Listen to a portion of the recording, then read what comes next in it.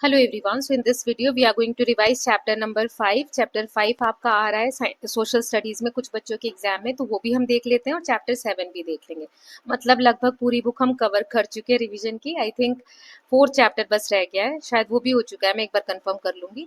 तो चैप्टर 5 है हमारा universal franchise and India's electoral system. तो इसमें इंट्रोडक्शन है कि इंडिया वर्ल्ड की लार्जेस्ट डेमोक्रेसी है। हमारी जो स्ट्रेंथ है, हमारी एवरी सिटीजन का जो वोट है उसमें लाई करता है। Universal adult franchise is the foundation of our democracy. Every adult citizen has the right to vote, irrespective of any differences. So यहाँ पे my vote, my power, my India, मतलब हम अपने वोट से डिसाइड करते हैं हमारे यहाँ पर कौन सी गवर्नमेंट बनेगी, किस तरीके के फंक्शंस होंगे। Elections are held regularly and fairly, ताकि हम लीडर्स को चुन सके, अपने रिप्रेजेंटेटिव को डिफरेंट लेवल्स पे चुन सके। स्ट्रॉन्ग इलेक्टोरल सिस्टम और इंडिपेंडेंट इंस्टीट्यूशन ये इंश्योर करते हैं कि इलेक्शन फ्री हो, मतलब कोई रोक टोक के ना हो, फेयर हो, मतलब इसमें कुछ धांधली ना हो, पीसफुल हो सभी के लिए। Your vote is your voice, it decides the present and shapes the future of our nation. Then next है इसमें यूनिवर्सल एडल्ट फ्रेंचाइज का मतलब क्या है कि हर नागरिक के पास जो 18 साल या उससे बड़े हैं, राइट टू वोट है, चाहे वो किसी भी कास्ट के हों, क्रीड के हों, रिलीजन के हों, जेंडर के हों, एजुकेशन के हों, मतलब कितना भी पढ़े लिखे हों, इनकम कितनी भी हो उनकी, या कोई भी डिफरेंसेस हो, कोई मायने नहीं रखता। अगर आप 18 या उससे ज्यादा साल के हैं तो आपके पास वोटिंग राइट है। इसी को हम कहते हैं यूएएफ, यूनिवर्सल एडल्ट फ्रेंचाइज। इसके फीचर क्या होते हैं कि हर एडल्ट सिटीजन जो है उसको राइट टू वोट है, इक्वल वोट की इक्वल वैल्यू होती है, मतलब अगर कोई गरीब वोट कर रहा है तो उसकी भी उतनी ही वैल्यू है, कोई अमीर कर रहा है तो उसकी भी इतनी value. Direct citizen vote directly for their representative. Secret ballot, किसी को पता नहीं होता, कॉन्फिडेंशियल रहता है, जिसको वोट कर रहे हैं आपका नाम सामने नहीं आएगा कि आपने उसको वोट किया है। फ्री और फेयर इलेक्शंस होते हैं। एलिजिबिलिटी क्या है वोटर्स की कि वो नागरिक होना चाहिए, 18 साल या उससे बड़ा होना चाहिए, ऑर्डिनरी रूप से वो सिटीजन होना चाहिए, कॉन्स्टिट्यूएंसी में be registered as a voter, मतलब वोटर आईडी उसके पास होना चाहिए, और डिसक्वालीफाई नहीं होना चाहिए लॉ के द्वारा। अगर उसको कोई ऐसा क्राइम उसने कमिट किया है जिसमें कोर्ट ने कहा है कि ये वोट नहीं कर सकता, तो उस केस में उसको रोका जा सकता है, अदरवाइज नहीं रोका जा सकता। ओके, सो इसकी इंपॉर्टेंस क्या है? एक तो ये सिटीजन को एम्पावर करता है, डिसीजन मेकिंग सिर्फ गवर्नमेंट नहीं कर रही है, गवर्नमेंट को चुना किसने? हमने चुना है, तो ये हमें भी पावर देता है। इक्वालिटी प्रमोट करता है, रिमूव सोशल बैरियर्स, इसमें कोई ऊंच नीच का भाव नहीं रहता है। Ensure accountability of elected representative, हमने वोट दिया है तो हमारे प्रति वो रिस्पॉन्सिबल होंगे, वो काम अच्छा नहीं करेंगे तो अगली बार हम उनको वोट नहीं देंगे। डेमोक्रेसी को स्ट्रेंथन करते हैं और नेशनल यूनिटी को बढ़ाते हैं elections. Then reflect the faith in people's judgment, लोग किसे चुन रहे हैं उसमें एक विश्वास है कि लोग सही को ही चुनेंगे। Then electoral system in India, types of election, एक होते हैं डायरेक्ट इलेक्शन, जैसे Lok Sabha, state legislative assemblies and local bodies, जिसमें वोटर्स डायरेक्टली पार्टिसिपेट करते हैं। एक होते हैं इनडायरेक्ट इलेक्शन, जिसमें इलेक्टेड मेंबर्स होते हैं वो पार्टिसिपेट करते हैं, जैसे राज्यसभा प्रेसिडेंट और वाइस प्रेसिडेंट के इलेक्शन में वो कौन वोट करते हैं? जिनको हमने चुना है वो जाकर इलेक्टेड रिप्रेजेंटेटिव पार्टिसिपेट करते हैं, उनको हम इनडायरेक्ट इलेक्शंस कहते हैं। इसमें जनरल पब्लिक पार्ट नहीं लेती, ठीक है। देन कॉन्स्टिट्यूएंसी क्या होता है? जब हम पूरे इंडिया को छोटे छोटे पार्ट्स में बांटते हैं, geographical area from where representative is elected, तो उसे हम कहते हैं constituency. India is divided into many constituency for election. Secret ballot मैंने बता दिया कि कोई नहीं जानता कि आपने किसको वोट किया है। और नोटा मतलब नन ऑफ द अबव, मतलब कि जितने भी लिस्ट है यहाँ पे, इस पार्टी का नाम है, दूसरी पार्टी, तीसरी पार्टी, चौथी पार्टी, जो भी नंबर है, या नंबरिंग गलत दी है, तो इसमें कोई मैं किसी को नहीं चुन रही हूँ, मुझे ना ये पसंद है ना ये पसंद है, तो हमारे पास अब नोटा का भी ऑप्शन है कि हम ये क्लिक कर सकते हैं कि मुझे ऊपर दिए हुए कोई से भी ऑप्शन सही नहीं लग रहे हैं। Then election commission of India, ये एक commission of India constitutional body है। कॉन्स्टिट्यूशनल मतलब इस इंस्टीट्यूशन को बनाने के लिए हमारे कॉन्स्टिट्यूशन में प्रावधान है। आर्टिकल 324 में इसके बारे में मेंशन है कि ये फ्री और फेयर इलेक्शन कराता है, इम्पार्शियल इलेक्शन कंडक्ट कराता है कंट्री में। कॉम्पोजिशन, इसमें चीफ इलेक्शन कमिश्नर होते हैं प्लस इलेक्शन कमिश्नर्स होते हैं जो कि प्रेसिडेंट अपॉइंट करते हैं। इसका फंक्शन क्या है? So it conducts elections to Lok Sabha, state legislative assembly, president and vice president, supervise करता है सभी इलेक्शंस को।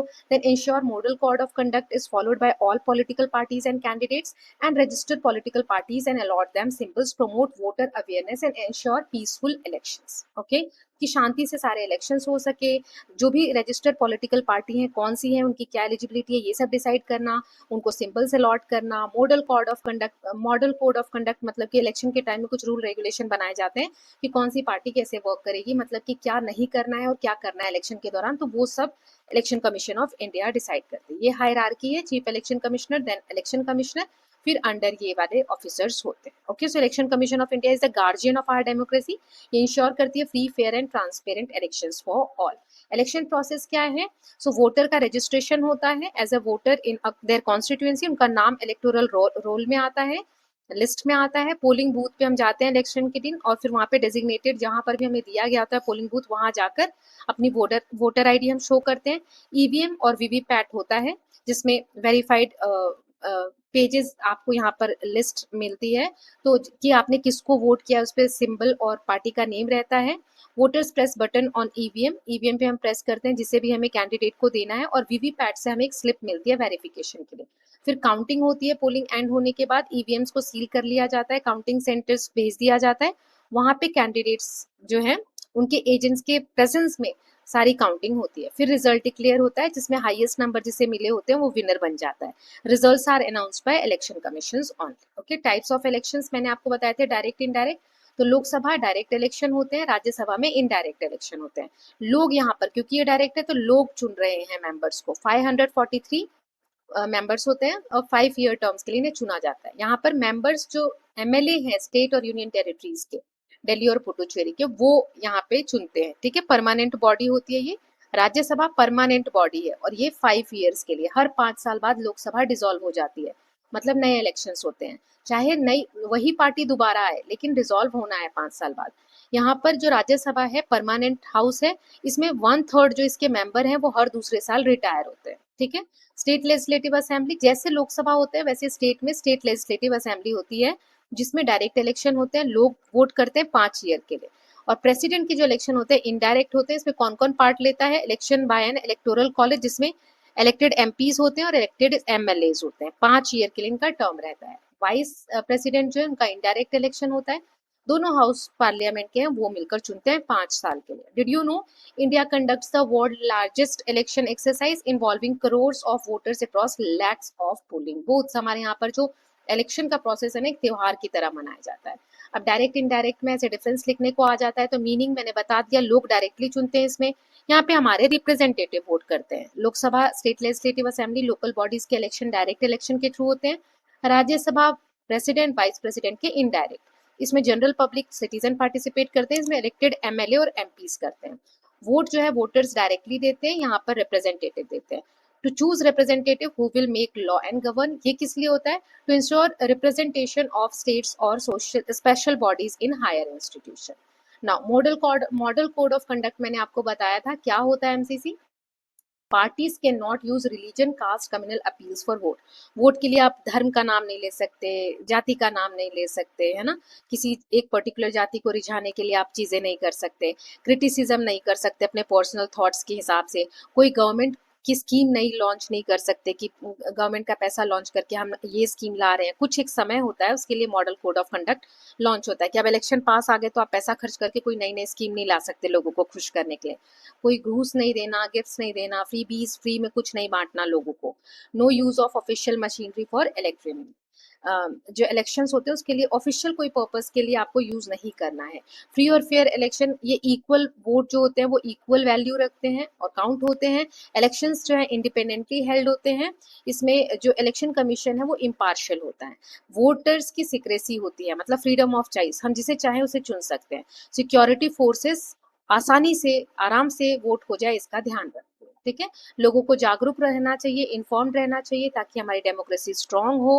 Campaigns like SVEEP encourage people to vote. Then school, media, NGO जो है स्प्रेड करते हैं awareness about voting rights. Election के challenges क्या है? एक तो हमारा पॉपुलेशन बहुत बड़ा है, बहुत ज़्यादा पॉपुलेशन है देश की।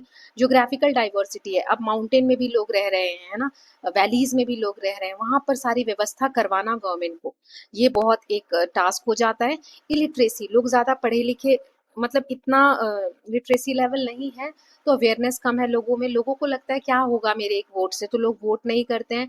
Money power, criminal influence, fake news, misinformation, low voter turnout in some area, मतलब कहाँ कहीं कहीं तो लोग वोट ज़्यादा देने भी नहीं जाते हैं। ठीक है, फिर है टीएन सेशन का हमने पढ़ा था, रिफॉर्मर है ये फॉर्मर चीफ इलेक्शन कमिश्नर है जो इंडिया के 1990 से 96 तक रह चुके हैं। इन्होंने बहुत सारे रिफॉर्म लाए जिससे इलेक्शन जो है ट्रांसपेरेंट और फेयर हुए। Introduce strict ray of model code of conduct की मॉडल कोड ऑफ कंडक्ट जो है MCC model code of conduct, इसको स्ट्रिक्टली लागू किया जाए, crack down on misuse of official machineries and booth capturing, his strong leadership strengthen the Indian democracy.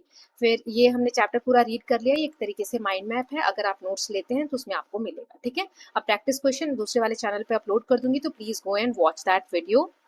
I am uploading in some time. Okay, so I hope this video is going to help you. अब chapter number 7 भी मैं upload कर दूंगी, so don't worry. कब से आपके exams हैं, please let me know. Thank you so much. और नोट्स चाहिए तो प्लीज कनेक्ट ऑन व्हाट्सएप.